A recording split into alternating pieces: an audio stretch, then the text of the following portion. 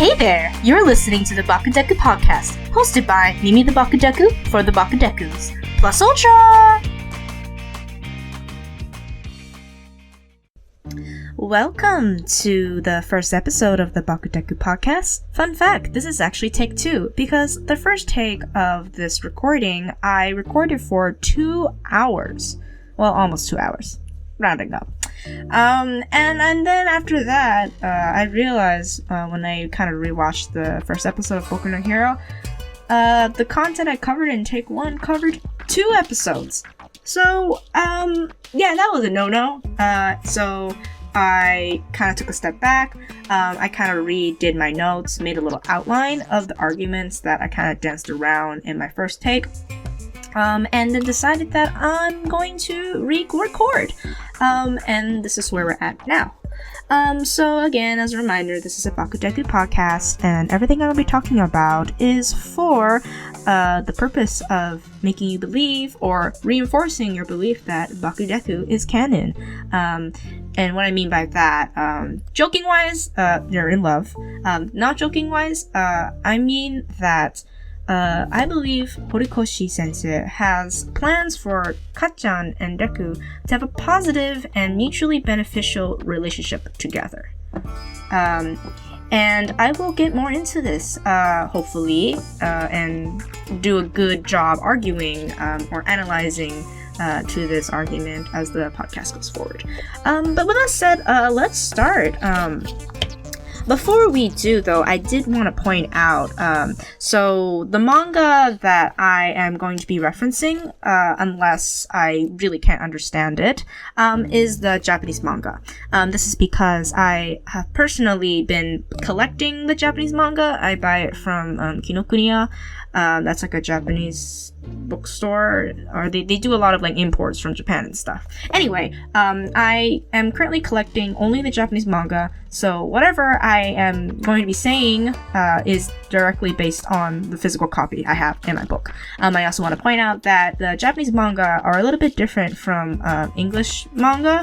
To my knowledge, unless, I'm just not collecting the right versions, the English volumes do not have a jacket, and this is called like a dust jacket. It's basically like, the cover for the book, and the reason why I also like collecting the Japanese manga is because when you flip over the dust jacket, there's usually like a different cover underneath. So far, on the covers of the volumes I have opened, I have not opened all my volumes. I know, I'm weird.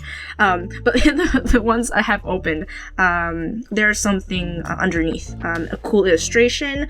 For volume 1, which is the one we're going to be talking about for several episodes, it has a picture of a prototype Boku no Hero Academia characters. So we have Yamikumo, which is prototype Izuku, prototype Katsuki, who is Katsuki, prototype Uraraka, who is Yu, and prototype All Might, who literally is not called All Might. He is just Superhero, aka superhero. And I wanted to bring up this dust jacket in the first place because the inside of this dust jacket has a message from Horikoshi sensei. And I think what he says here is kind of like evidence for most of the arguments I'm making about his characters. So if you don't already know or can tell, I'm going to be really digging into the nuance of Deku and Kacchan, maybe to an excessive extent. I'm giving a lot of leeway into like what they're doing. I'm doing a lot of like, oh, this thing indicates this and that. And the only reason why I feel like I'm justified in doing that is because I believe Horikoshi has put that amount of nuance in his stories, in his characters. Now, that being said, I have not read his previous 2 series. He had 2 series that flopped or ended prematurely. One of them was about a girl finding a zoo and furries, basically furries. And then the other one is like fantasy. It's about some boy, and I think he's a thief or something, and he meets a king, and stuff happens. And from a few tweets I've seen on Twitter from some other accounts who did read the manga, apparently his penchant for good character writing is there too. And I think all that stems from the fact that Horikoshi is like us. He grew up, reading manga, reading shonen manga, was really influenced by Naruto or, the other, big name shonen manga. Like, makes sense, not hard to believe. And so when he starts drawing stuff, he wants to, make you feel the same way. And this is bolstered by literally what he says. So, in Japanese, he says, 3作品目の単行本です。単行本化です。乱暴な言い方ですが、まず自分が一番楽しめる漫画にという考えで書いています。いずれ通用しなくなるかもしれませんが、今んとこ僕は楽しいので、皆様にも楽しんでいただければ幸せです。not 幸せ, sorry. 幸いです。Basically, I'm roughly translating this because my Japanese is not perfect. Really, it's not perfect. And my pronunciation is something else. But roughly, this translates to... this is the third series of mine that is being collected into books. This may be reckless for me to say, but I think it's most important to consider how to draw the most entertaining manga as possible. Eventually, the series' popularity may not stay, but right now I'm having fun, and if everyone can have fun with it, that would be the best. So for him, it's not about making money. He's not trying to hit what is the hippest thing. That's not even a word. But the most popular thing with the kids nowadays. He's drawing from what is fun to him. He wants to make a fun manga for people. And what do you think makes a manga fun?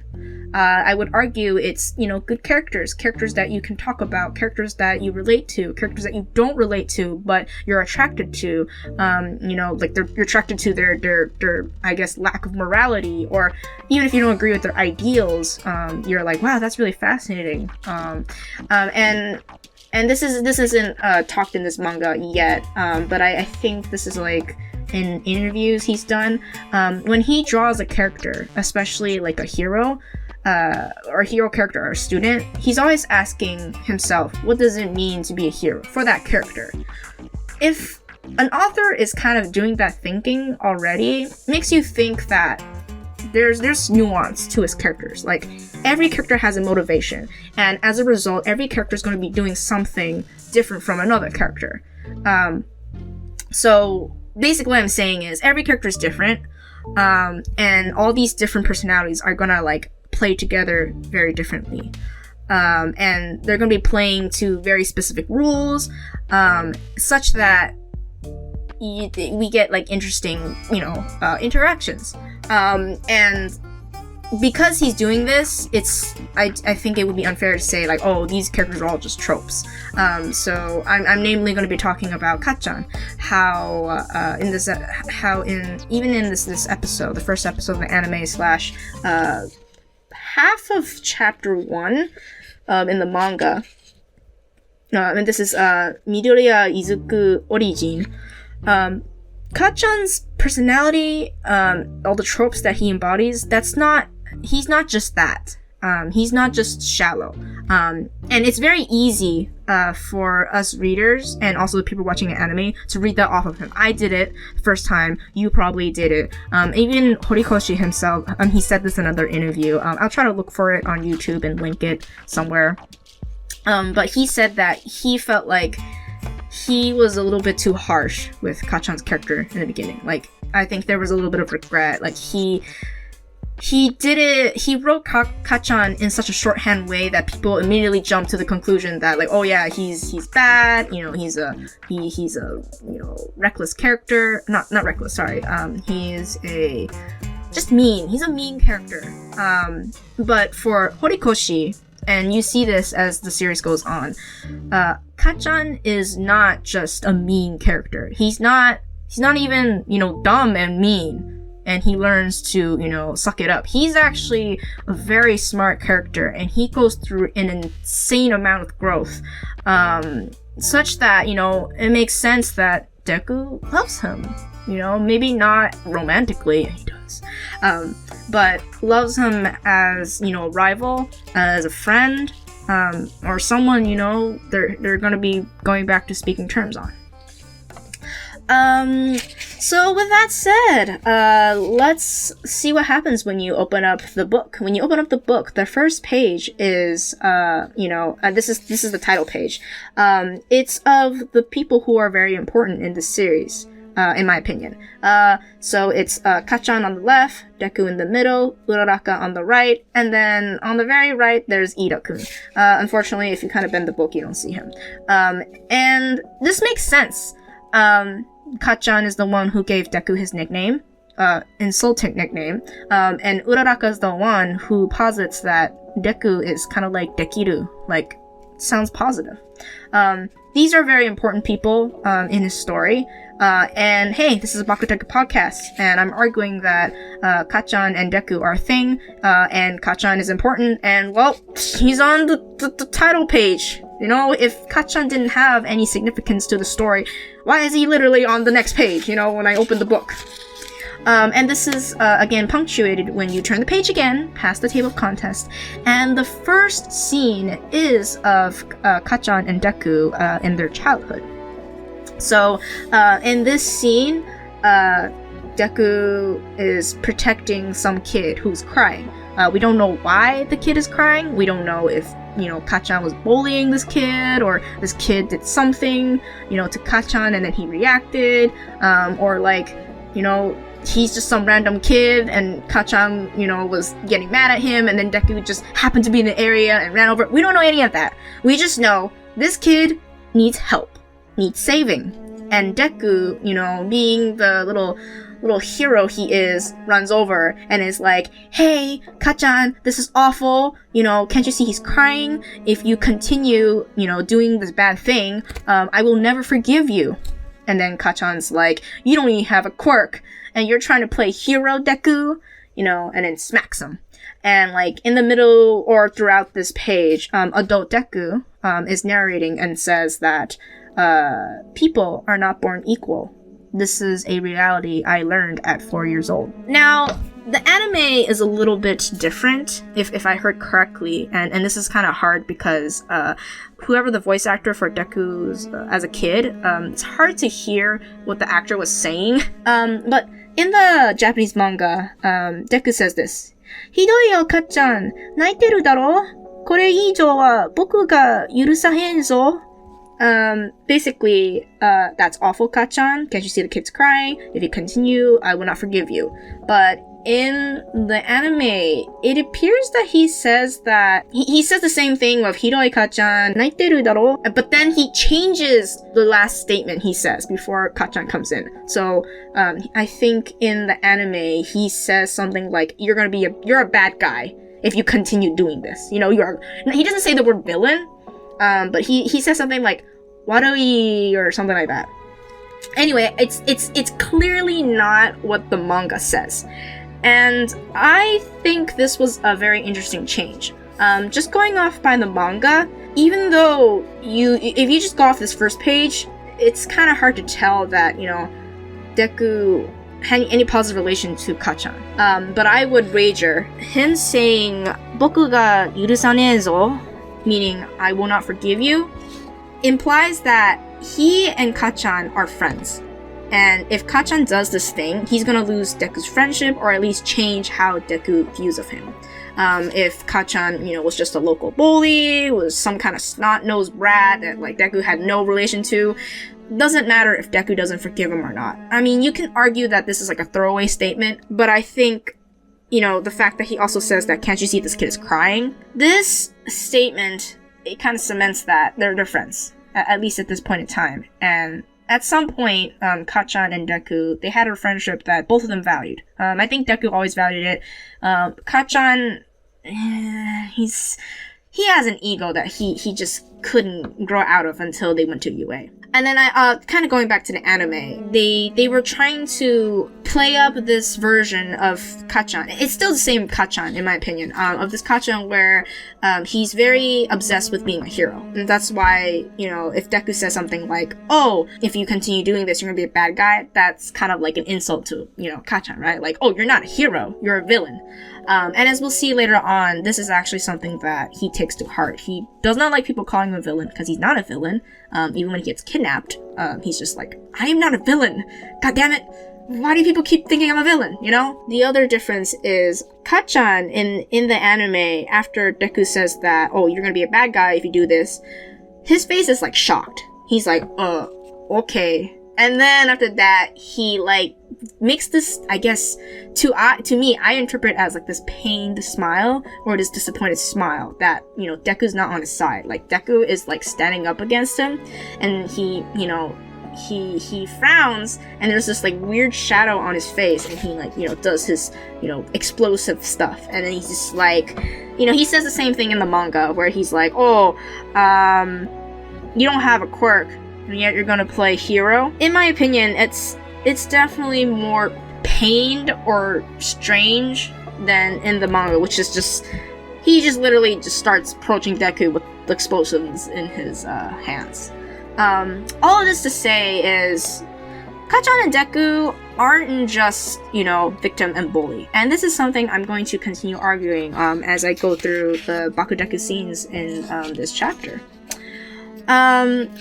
Last thing before I move on, I think it's very important to remember that even though this scene was playing out, we're not meant to focus on the fact that, Kacchan beat up Deku.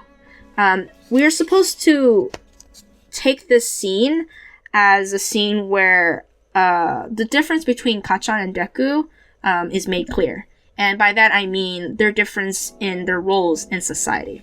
So remember, in this page, adult Deku is saying people are not born equal, and this was a reality I learned at age 4. He's referring to the fact that not everyone's born with quirks, and in the society, if you don't have a quirk, you don't have a job. You don't belong, basically. And this is punctuated by the next few pages where Deku is saying like, oh, one point in China there's this shining baby, and now everyone has superpowers, and heroes, being a hero is a real occupation, just like being an accountant or an IT tech support person. This is punctuated by several moments of great world building tidbits from Horikoshi. My favorite has always been the panel underneath the one where Kamui is like, jumping up, in front of the villain. And the panel underneath has the salaryman, and he's saying like, oh, I'm gonna be late because there's a villain attacking. Like, that is like a legitimate excuse in this world. Like, villains, heroes, quirks, all that is as normal as, having traffic in the morning. That is the world that Deku lives in. That is the world that Deku does not belong in, though, because he doesn't have a quirk. He is an anomaly in this world. And then, anyway, so, as you know, the Kamui, he does some flashy wood moves, and then Mountain Lady kind of comes in and, like, steals the show, does some fan service. Surprisingly, or I guess interestingly, Deku doesn't have an interest in her fan service shots. I think this is more pronounced in the anime.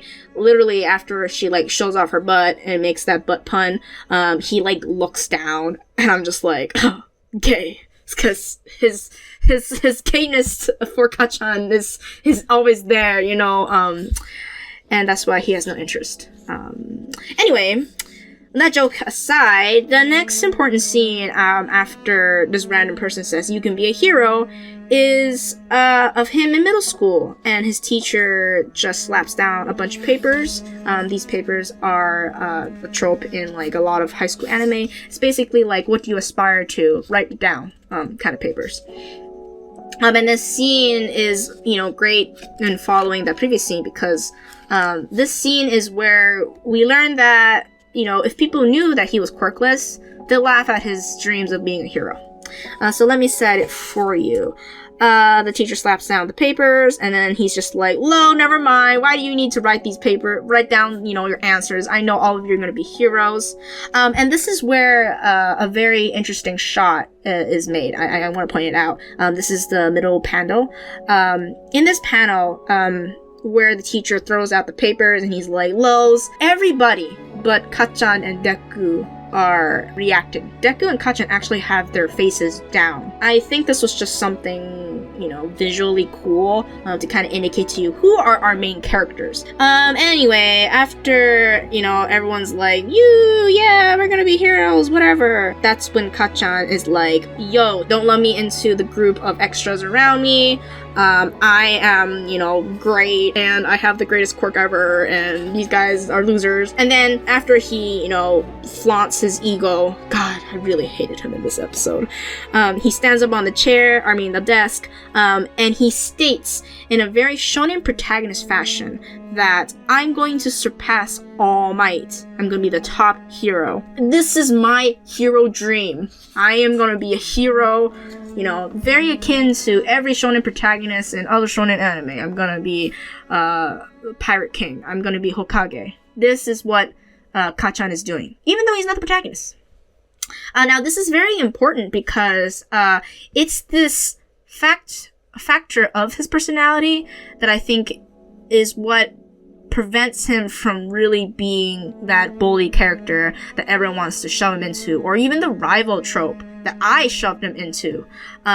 This is also the factor in his personality, I think, that has allowed Deku to see him for who he is and not kind of get bogged down by his awful potty mouth. And if we actually dig into these panels, we can kind of see this factor of his personality show through. So the motivation that he is kind of like dead set on, I'm gonna be a hero and nothing's gonna stop me.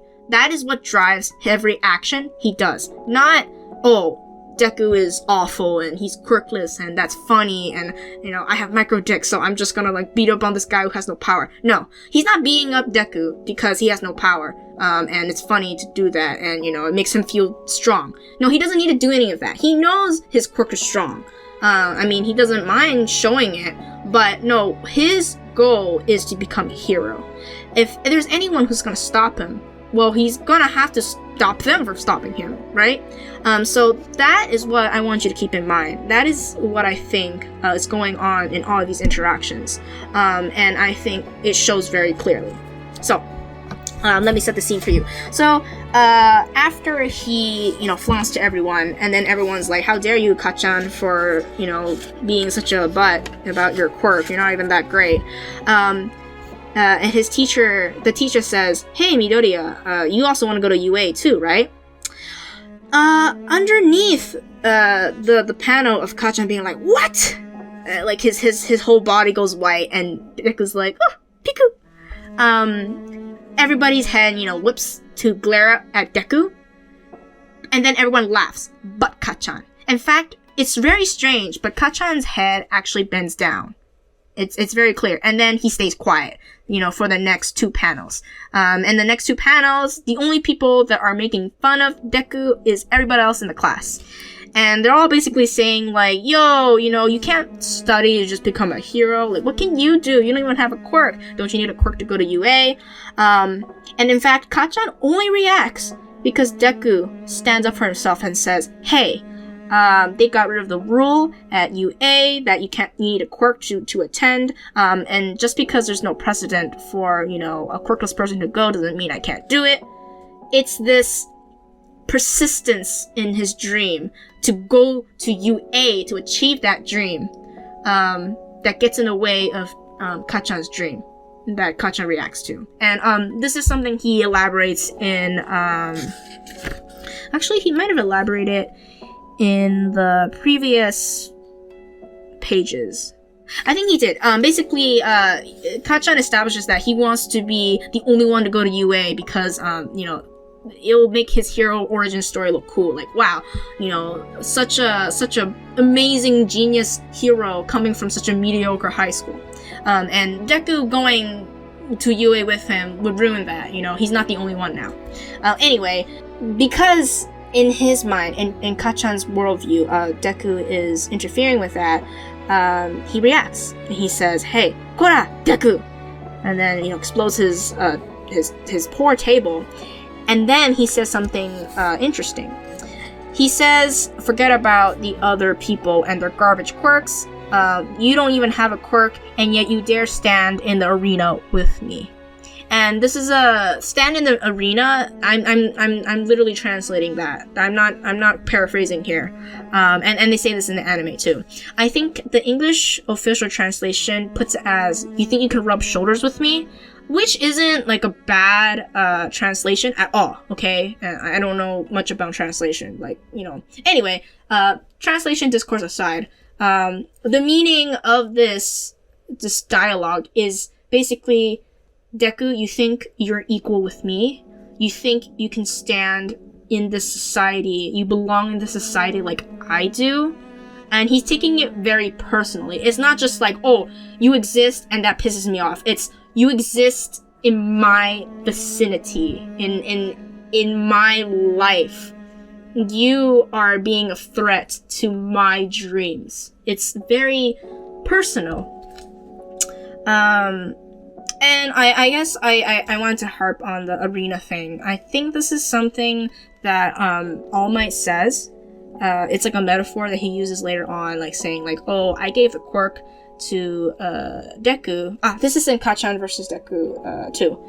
He tells Kacchan he gave the quirk to Deku because he needed someone to. Deku had, you know, the heart of a hero, but he didn't have the qualifications to stand in the arena, and All Might was just giving him that extra push to stand in the arena, which is different from, like, you know, Kacchan, who's already been standing in the arena. He's been there already. Actually, it may not have been Kacchan versus Deku. This might have been like after their fight at Ground Beta, and he tries to comfort you know, Kacchan because he's having a panic attack. Anyway, arena, that metaphor comes up again. I'm pretty sure. And for your reference, Kacchan actually says, "Nande ore to onaji dohyou ni tateru n da?" Anyway, Deku is like, "Oh no, I'm not really trying to compete with you. It's been my dream to be a hero. And if you don't try, you never know."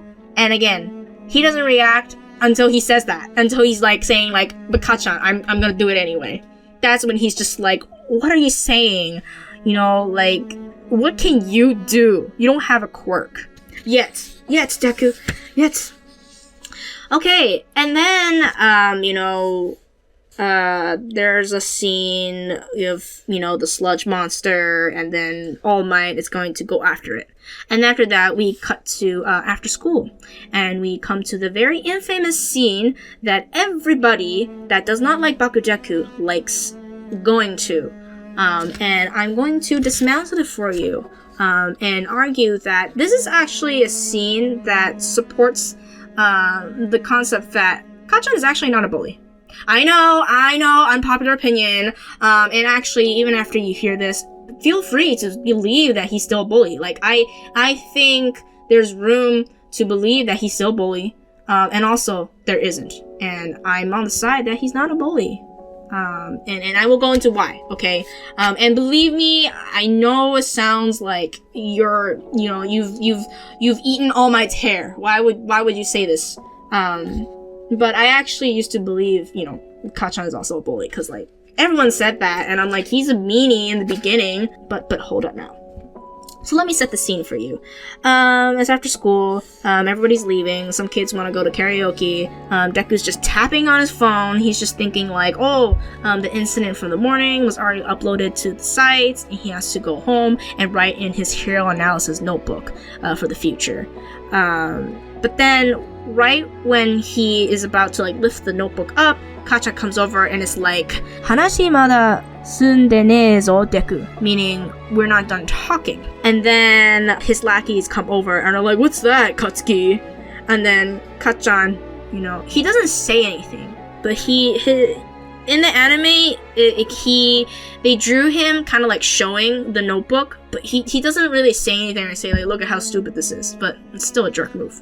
In the manga, I think it's a little bit more ambiguous. It could just be that like he's holding it up and like, you know, his lackeys just happen to come over and see it. Anyway, Kacchan doesn't say anything, and the people who are saying anything, you know, mean are his lackeys. So, one of the lackeys is like, oh, 将来のためのマジか, Midoriya! Meaning, like, they're reading the title and they're just like, are you serious, Midoriya? Like, you're writing notes? And then Deku's just like, いいだろ? 返してよ! Meaning, hey, it's alright, just give it back. But then Kacchan, still wordlessly, just explodes the notebook. And then we get this panel where Deku is like, hidoi! Meaning like, that's awful of you, Kacchan! And then there's this small panel of Kacchan doing this breath. And then he throws away the notebook. But we don't see his expression as he does it. I want to point out, there is a difference in how this very small action of him snorting or sighing or making this breath from his nose and then throwing the notebook. There's a difference between the manga and the anime. In the anime, he snorts after he throws the notebook out. And I think it's a minor change, and I think enunciates his assholery personality more. I think in the manga, having him snort... Actually, it doesn't even look like a snort. Having him breathe before he throws the notebook kind of makes me feel like he's kind of gearing up to do this butthole action. So, again, we know that Kacchan has the ability to be cruel. I mean, he, you know, doesn't mind blowing up, you know, this quirkless, you know, childhood friend of his. But I don't think he would actually willingly go and hurt someone, like, legitimately. And this is something you see, you know, later on, when we have more time to see Kacchan's characters. But I thought that this was just interesting, that he sighs, and he doesn't have, like, a very arrogant expression. He just kind of has, like, this irritated, like, ugh, this boy really just can't stop with his hero dreams. That kind of expression.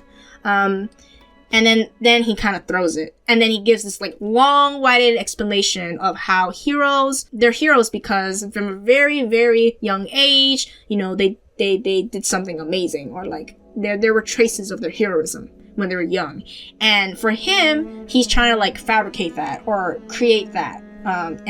Or he's trying to make sure that you can see he was a hero because when he was young, he graduated from this mediocre middle school to go into this prestigious UA high school. That's his plan. And then I wanted to point out that in his long-winded explanation, and this is kind of replicated in the anime too, one of the lackeys is like, Mimichi, meaning petty. He's so small-minded, so petty. And after that, Kacchan puts his hand on Deku's shoulder and is like, look, I'm telling you one more time, do not go to UA. And, of course, he's drawn like he's terrified because this guy literally has an exploding hand and it's on his shoulder, duh. And the anime plays this up. But I thought what was interesting is that Deku here, he wants to say something. So in the manga, Horikoshi tries to communicate this with a second panel, after, Kacchan putting his hand on the shoulder. And it's a close-up to, Deku's face. And his mouth is open, like, he wants to say something. And in the anime, the way the voice actors, did their voices kind of supports this too. There's actually, you can hear Yamashita Daiki, that's Deku's voice actor in Japanese, kind of being like he just wants to say something. But he doesn't. He never does. And this is in the manga as well. And I think this is interesting because, okay, let's again assume the fact that Kacchan is a bully.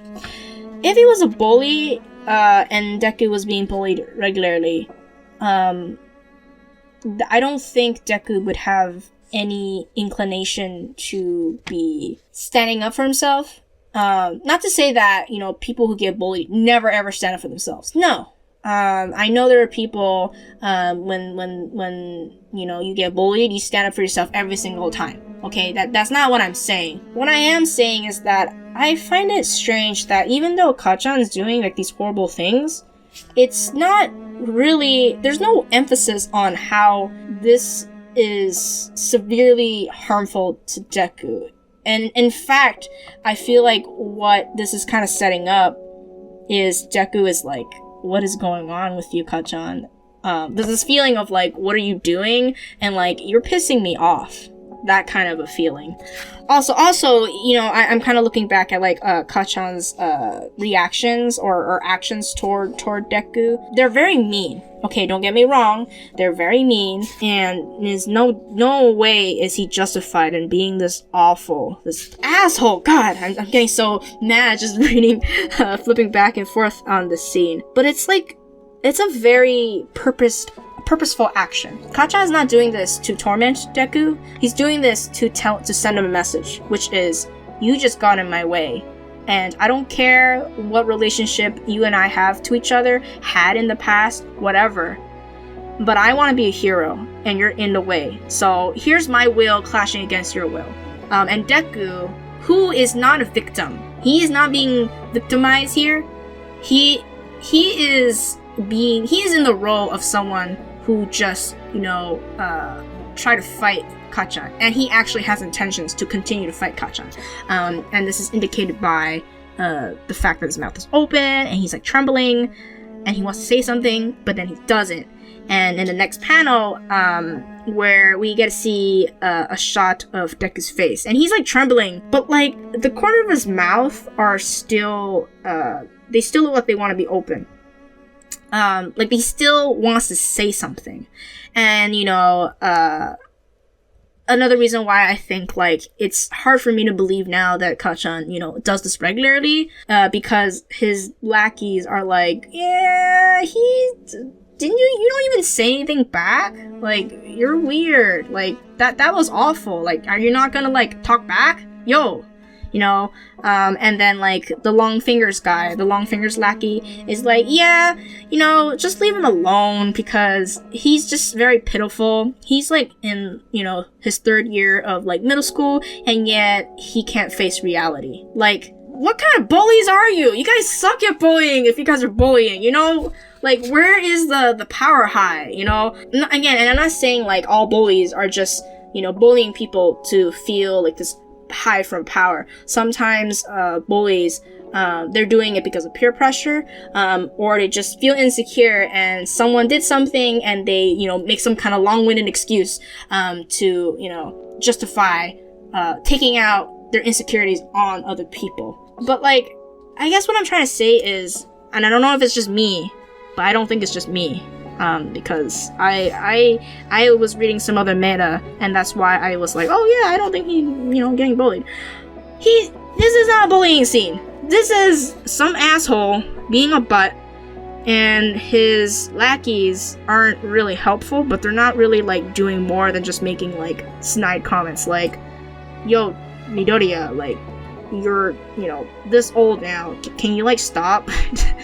like you're kind of sad, okay? But they don't really, like, do anything. The only one that's doing all the awful things is Kacchan. And even then, when Kacchan's doing these awful things, he's telling Deku, I'm doing this not because you're quirkless, but because you stood in my way. And I wouldn't even bother with you if, you didn't do this. Just don't go to UA, okay? Like, he's going this far to stop him, and he intends for Deku to not stand up to him, and, he'll be done.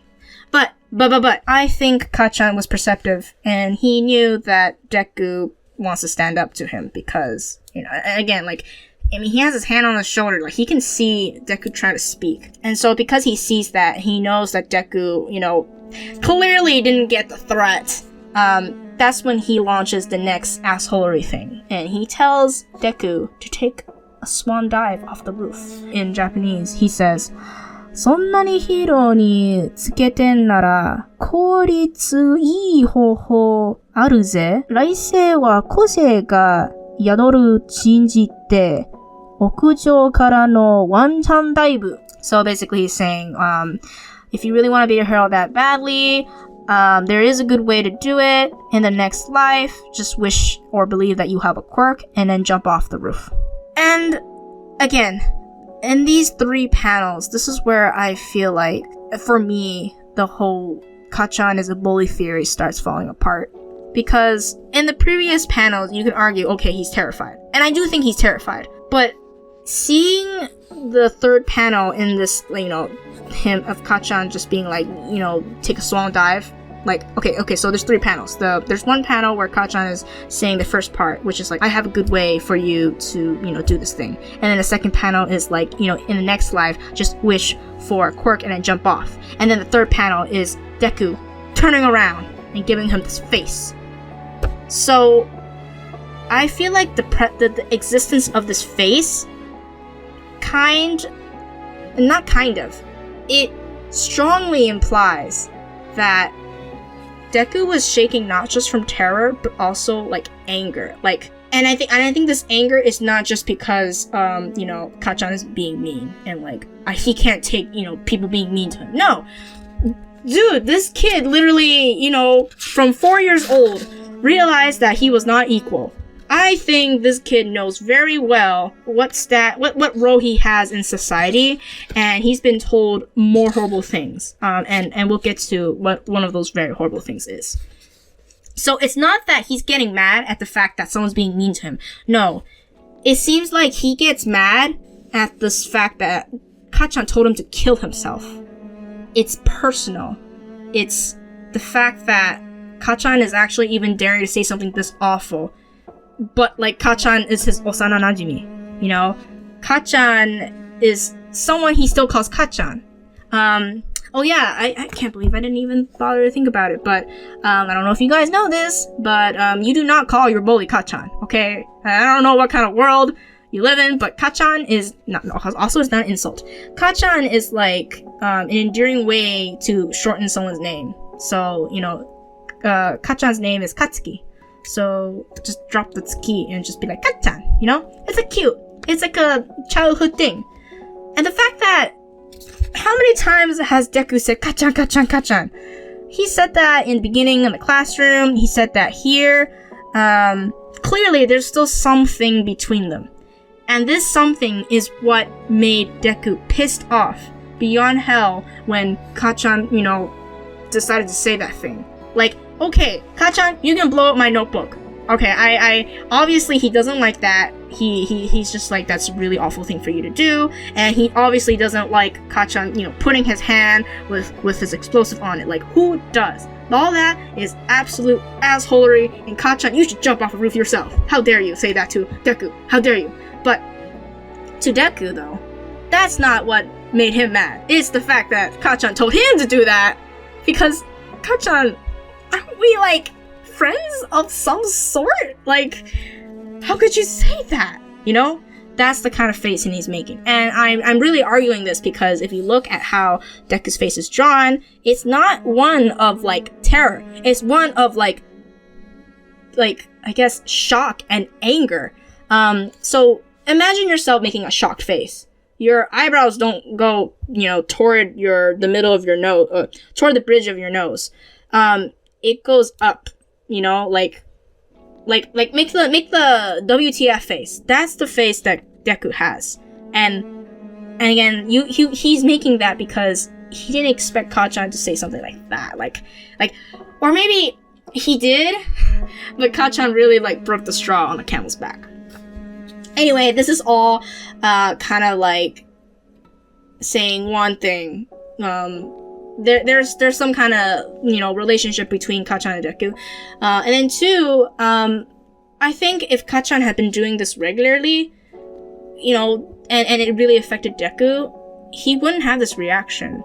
I'm pretty sure he would try to stand up and stuff, but at some point, if it really got to him, he'd try to survive. His aim is to survive, and making his face at Kacchan is not the way to survive. I would know this because I not to get too personal, but I've definitely been in situations where someone is being really, really mean to me, bullying me, I guess. And for me to just get out with it with as least amount of injuries as possible, I, don't say anything. I don't react. And when I do, it's from like, when every time I do react or stand up, it's from a sense of like, how could you say that? I thought you and I, had something. This really hurts me. It's not just like, I hate you. Okay, this is not a face of like, I hate you. Yeah, so I don't buy the theory anymore that Kacchan is a bully. At least, if he's a bully, well, he started bullying now. And he sucks at it because he stops after this. So there's that. And then after that, the scene ends. And then we get 2 panels where another nail is driven into the coffin of Kacchan's a bully theory. So again, stepping into the shoes of Kacchan is a bully, slams fist on the desk. If he is, why does Kacchan only get like 1 box? And then Deku starts flashbacking to, his mom and the terrible things his mom said to him. Let me tell you what is in the box. Deku says, "Bakayaro! 本当に僕が飛んだら自殺狂だぞ。考えてもの家." What I terribly just try to read in Japanese, that translates to dummy. If I really jumped, it would be ruled out as a suicide. Why don't you think about what you say before you say it? The fact that he thinks about what Kacchan should have done, like, he cares about Kacchan or worries about Kacchan, like, Deku, like, if he was a bully, like, you wouldn't have these thoughts about your bully. You wouldn't care about your bully. You would just be like, that bully can go jump off the roof himself. That bully can just shove his head in a pile of dung, he would have anger, or at least he would feel sad. But instead, his response is like a chastising response. Like, Kacchan, you big dummy. Can't believe it. You're saying these kind of things to me. Ugh, dummy. Bakayoro. Okay, obviously bakayoro is not dummy. Don't say bakayoro to other people. And then to further punctuate that, Deku starts flashbacking to his mom. As I mentioned before, when we were looking at the title page, Deku is in a position in the society in which he's very powerless. He doesn't belong. He doesn't have a quirk. And I am going to posit that there are 3 people that symbolize this quirk society that they live in. Kacchan is actually one of them. The second one is his mom, and the third one is All Might. So, what I mean is, so here society, right, is basically a society where everybody has to have a quirk, and if you have a quirk, you can be a hero, and you can be a celebrity, you can do things, you are normal. If you don't have a quirk, you're literally like lower class or just lesser. Even if you're not really lower class, it's like, what can you do? That's what everyone always tells you. The reason why All Might, Kacchan, and his mom, why I say they are the 3 symbols of this society, is because these are the 3 people we will see in this chapter, in the manga chapter, who tell Deku, you can't be a hero because you don't have a quirk. They are literally human manifestations of the society. They are the products of the society. They're basically the society telling Deku. And when he starts overcoming these obstacles, that is when he also starts advancing his hero dream. And I will point this out in like future episodes. And this actually happens in episode 2 / second half of chapter 1. But yes, let me just quickly kind of go over this so we have a foundation for the next episodes. So Deku is flashbacking to his mom. In the past, where he used to watch the All Might video, and his mom is like, okay, I'll put the video on, but I can't believe you've watched it. You probably added like 10,000 views just yourself. I can't watch it because it's too scary, blah blah blah. He watches it, All Might's very cool, he wants to be like him. His mom though is like, I don't know if you can be a hero, Izuku. Takes him to a doctor who is like, you can't be a hero, because you don't you have a bone that you shouldn't have, that only streamlined new humans with quirks have. And then when Deku is like, Mom, can I be a hero? Please, with all these tears in his eyes, her reaction is to cry and then be like, I'm sorry, Izuku. And then there's this sad, like, thinking boxes of, like, Deku being like, 違うんだ, お母さん. あの時僕がいてほしかったのは. Meaning, that's wrong, Mom. That's wrong. What I wanted you to tell me at that time was, you can be a hero. And again, kind of putting back in context of where this happened. This happened right after, Kacchan just told him to jump off the roof. But what's on his mind? Not jumping off the roof. In fact, he's just like, Psh, Kacchan, that's stupid. You're stupid for telling someone to jump off the roof. You know what that would do? That would mean you instigated suicide. Can you think about what you say? And then he thinks about what actually affects him. What actually affects him on a day-to-day basis. Which is the fact that he doesn't have a quirk. And his mom, who's supposed to support him, who is supposed to be there for him, regardless of what he has, said, nope, you can't be a hero because you don't have a quirk. In fact, because you don't have a quirk, I'm sorry. That is traumatizing. Not, this brat, this asshole, this bully, I guess. Now he's a bully now. Telling you to jump off the roof. No. It's his mom, his mommy, being like, you can't be a hero. And that's why she's obstacle, I would say 2, because Kacchan came first. And I also think, and this is not so much related to Bakudeku, but I really want to say it. I think of all the people that really, really, really, really, really affected him is his mom, because Shigaraki, which is like, the villain of Boku no Hero, or so it's set up so far. And this is spoilers, by the way, for I think chapters 260 and above, somewhere in there. We get like Shigaraki's backstory, and basically, in his backstory, we learn that his mom was supposed to protect him from his dad, from reality. Just kind of like how Deku's reality is that he doesn't have a quirk and he can't be a hero. And his mom should have protected him from that reality, or at least kind of shielded him from that. Shigaraki was the same. His parallel, the parallel to Deku, the actual villain, the antagonist, same thing. His mom wasn't there for him. And that was part of a catalyst to why Shigaraki, became evil. So there's that. It's not, again, because Kacchan bullied him since, when he was a little baby.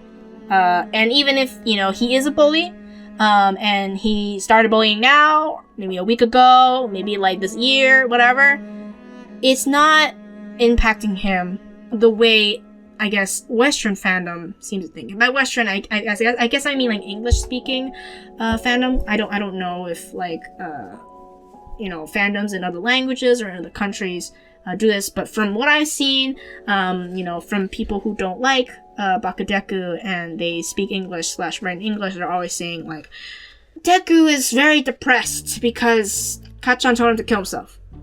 Literally, Kacchan only got like 2 panels when he said that.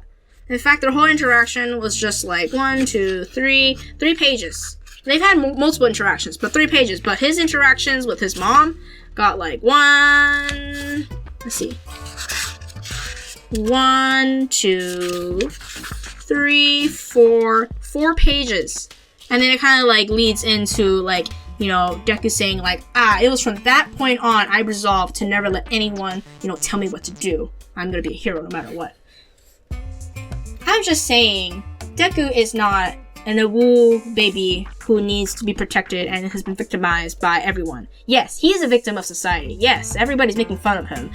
Probably some other people did bully him, but he isn't someone who's just kind of like blown over like a leaf. So there's that. And then after that, we move on to the sludge monster coming over and, capturing Deku. And then his notebook falls on the floor and it has a picture of, the costume he wants to wear in the future. Symbolism of, his dreams, and they're about to get snuffed out. But then All Might comes over and beats up the sludge monster. And then, he gets an autograph from All Might and it is all great. This is actually where the anime and the manga differ a little bit. So in the anime, they do not do a transition to Kacchan. They just kind of continue straight into Deku asking All Might if he can be a hero. And then after that, it's in the second episode in which, we learn about, All Might's injury, and then we see Kacchan getting captured by a sludge. Since I'm on this page, I guess I'll just... No, actually, I will save it for the next episode, because that counts as episode 2 of the anime. So with that, that is it for episode 1 of this podcast. Thank you so much for joining.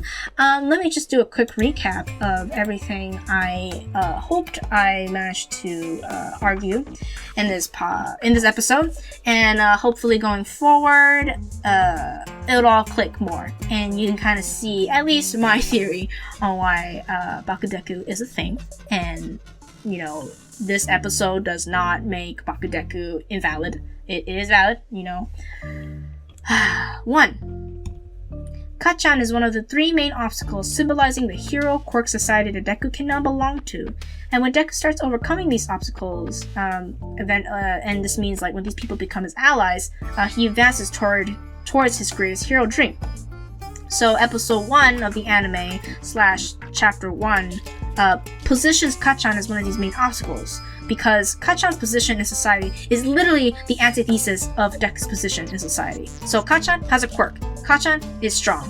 Kacchan, is gonna be a hero. He can be a hero. Everyone thinks he can be a hero.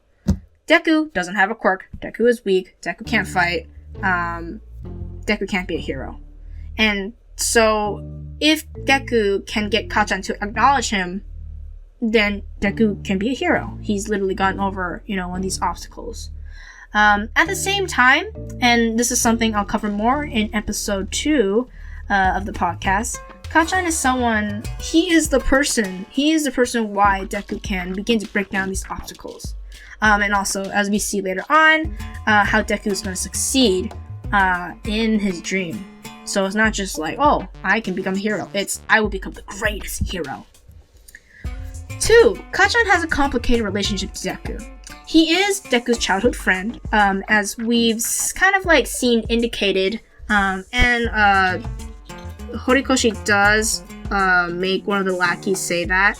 They kind of snuck it in as they kind of walk away, and the sludge is about to eat Kacchan, and I'll get to that in episode 2.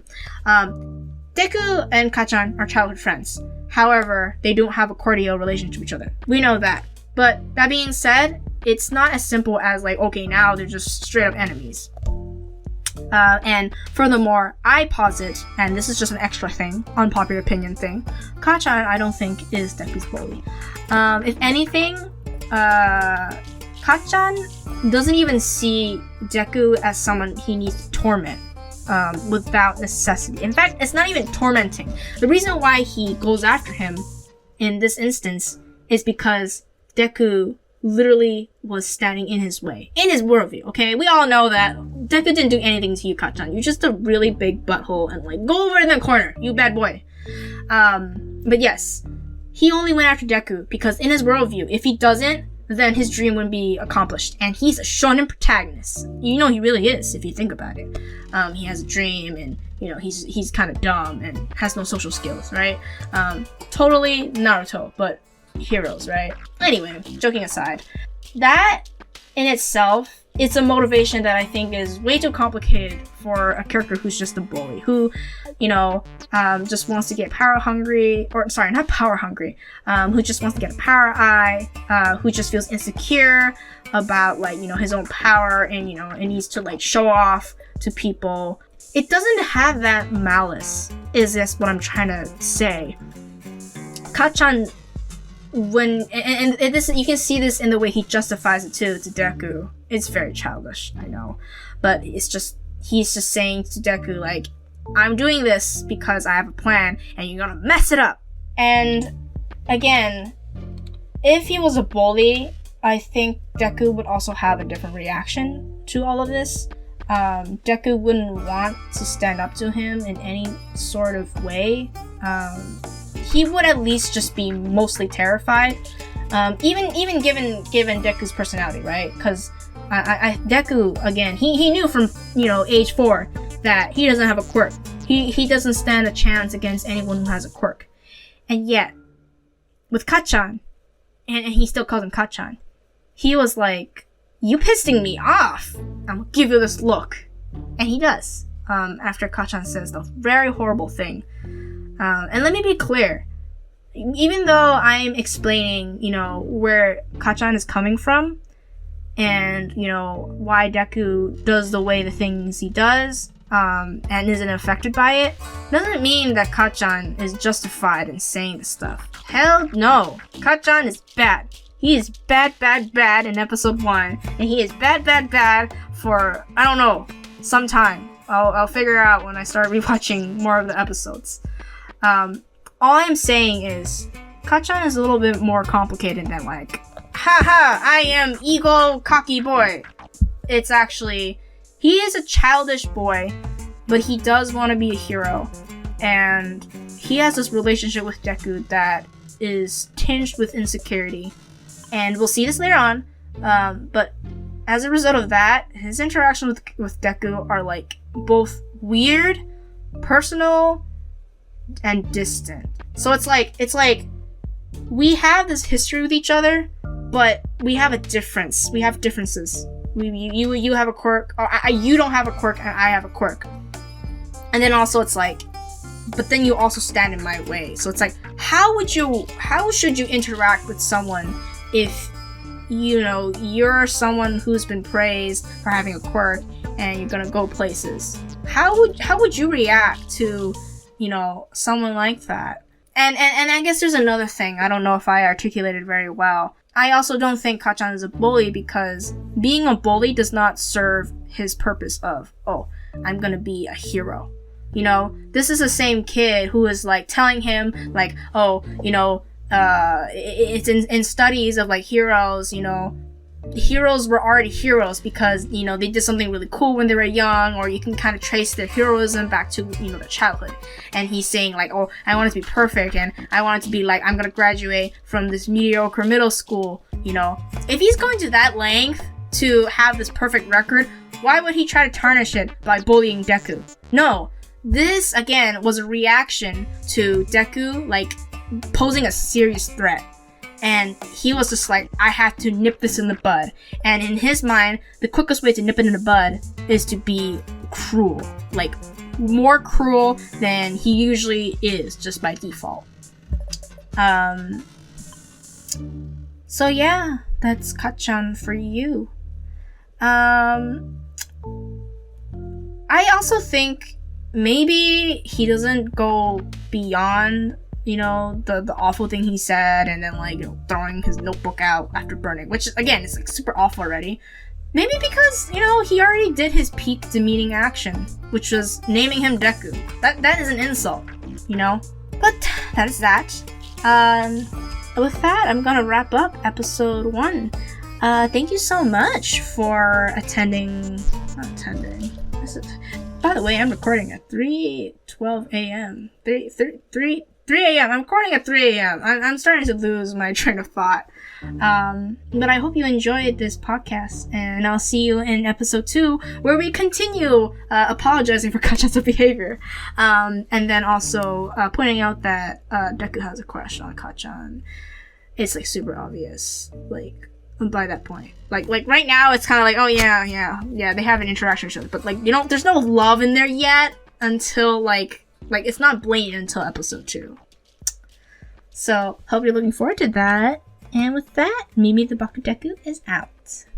Stay safe, everyone.